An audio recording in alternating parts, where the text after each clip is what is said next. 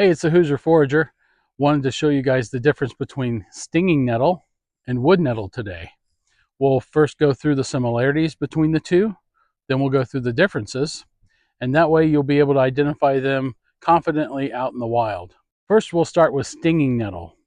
The Latin binomial is Urtica dioica. This is wood nettle.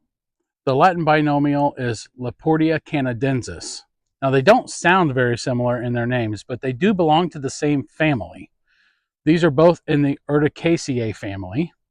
So they are related to one another, but they do have different names. Another similarity is they both have stingers on the bottoms of the leaves and the stems. Those are called trichomes. Those have chemicals in them. When they touch your skin and penetrate your skin, they make you itch for a little while and kind of burn a little bit. So you got to handle them with care. As you can see, I have a glove on because wood nettle is a little stronger. The trichomes, I'll show you the wood nettle because they're more prominent on wood nettle than stinging. The little bitty stinging hairs underneath on the leaves and the stems and petioles.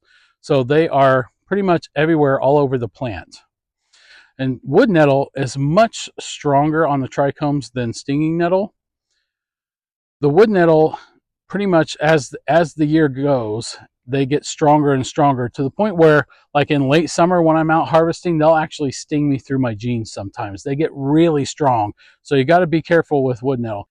As you can see here on the stinging nettle, it does have the trichomes, but they're very small and they're kind of few and far between compared to the wood nettle. So stinging nettle is a little nicer than the wood nettle is.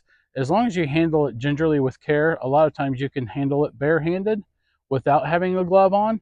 But I still usually wear a glove when I'm harvesting because you have to pinch the leaves off. And so sometimes you can get poked. So I just go ahead and wear gloves when I'm harvesting both. But you don't really need to. But the wood nettle, I would definitely recommend a pair of leather gloves when you're harvesting those because they'll get you. Nutritionally, they are the same. You don't have to worry about losing out on a vitamin or mineral if you pick wood nettle over stinging nettle or vice versa. They are a good pot herb. You can cook them like spinach, steam them, or you can dry them and do all kinds of things with them. Make a tea, you can tincture them. There's a lot of good stuff that you can use these nettles for. They both grow in kind of the same habitat. I see them often growing right next to one another. They grow in, they like moist areas, like around creeks and like low-lying areas in the forest. Like right here, you can see behind me, there's a creek right here.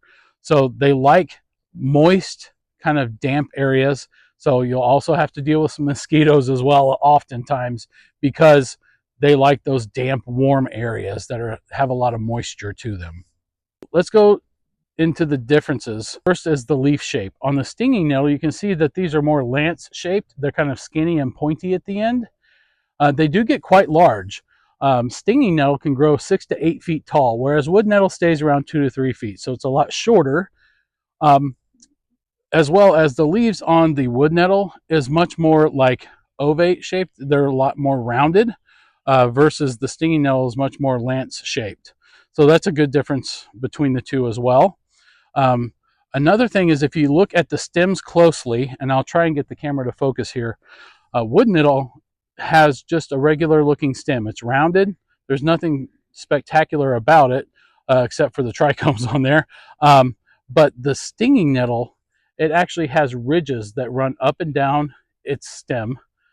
So that's another easy way to tell the difference between the two, because sometimes the leaves on stinging nettle kind of look like wood nettle during certain times, but if you look at the stem, that is a dead giveaway. The wood nettle does not have the grooves that run up and down the stem like the stinging nettle does. Let's talk about leaf arrangement. That's another way that you can differentiate these two. So on stinging nettle, the leaves are opposite, so they grow directly across from one another on the stem. On wood nettle, however, it kind of stair steps its way up. There's one over here, then there's one over on the opposite side, a little higher up or a little lower. So those are called alternate leaves. They are not opposite. So that is a good way to tell these two apart, as well as the stem and the leaf shape. If you've learned something from this video, please smash that like button. Better yet, save it so it will help you identify this stuff out in the field next time you're out. Or even better, go ahead and share that so the people in your circle will learn more about these wonderful and nutritious plants. Thanks for hanging out with me today. I hope you learned something. Get out this week and explore your world.